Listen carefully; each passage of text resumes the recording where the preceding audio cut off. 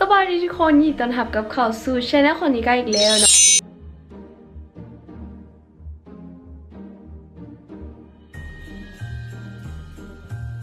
วันนี้ก็คือจะเป็นวันที่31 เดือน 12เนาะดังที่ทุกคนรู้วันนี้ก็คือเป็นมื้อสุดท้ายของปี 2018แล้วและ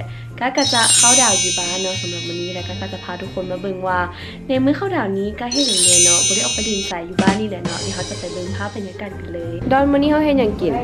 บาร์บีคิวกินใส่โซยเนี่ย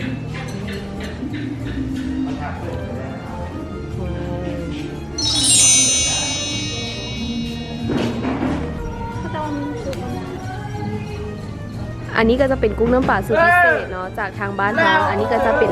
ไอ้หม่ำเนาะที่เรากำลังเมาอยู่แล้วก็อันนี้ก็จะเป็นกุ้งน้ำปลาอีกแล้วเนาะและด้านนั้นก็จะเป็นยอขาวเนาะทีแซบซอย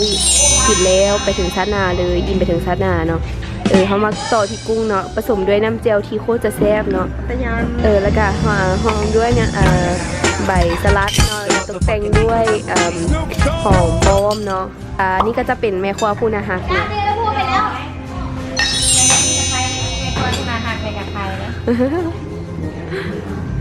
มาต่อกันที่บาร์บีคิวเนาะบาร์บีคิวตอนนี้เราก็ประกอบด้วยหลายชั้นเนาะเพราะว่าจะเป็นชั้นของซีเนาะแล้วก็ชั้นของมะเขือยาวแล้วก็มีมักนัดมักเพชรมักเล่นเนาะบลาบลาบลาเนาะและนี่ก็คือบรรยากาศเนาะในการปิ้งบาร์บีคิวนั่นเองแล้วก็อยู่หลังบ้านเนาะเป็นแบบวิวชิลๆเนาะอากาศก็เย็นดีเนาะเดี๋ยวเราจะมาเบิ่งองศากันว่ามีเท่าไหร่อาจจะมีเสียงรบกวนจากทางด้านครัวเนาะเพราะว่าน้องปวดนะ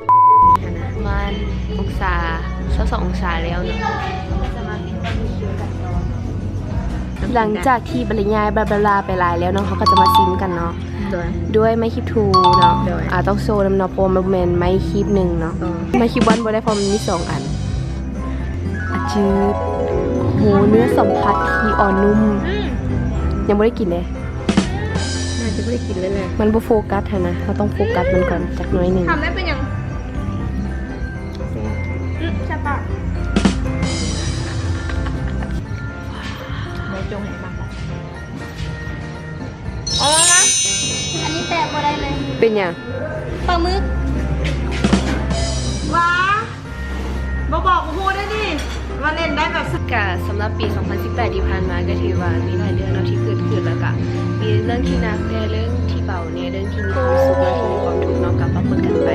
แต่ก็สามารถผ่านพ้นก็จะขอให้ทุกคนมีสุขภาพแข็งแรงอายุมั่นขวัญยืนแล้วก็ประสบผลสำเร็จในชีวิตรวมถึงเป็นคนใหม่ในปีใหม่เป็นคนที่จะเฮ็ดอย่างในต้นปีนี้เนาะก็ขอให้เฮ็ดสำเร็จในทุกๆด้านเนาะและที่สำคัญใครที่คิดว่าอยากจะเฮ็ด YouTube เนาะก็ขอให้ลงมือทำแต่เดี๋ยวนี้เลยเนาะเพราะว่า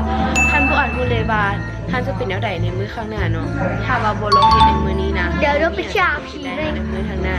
ฉะนั้นคิดจะเฮ็ดสิ่งใดจงลงมือเฮ็ดให้มันดีที่สุดแล้วเขาก็จะภาคภูมิใจในสิ่งที่เราเฮ็ดไปเนาะมีคมฉลาด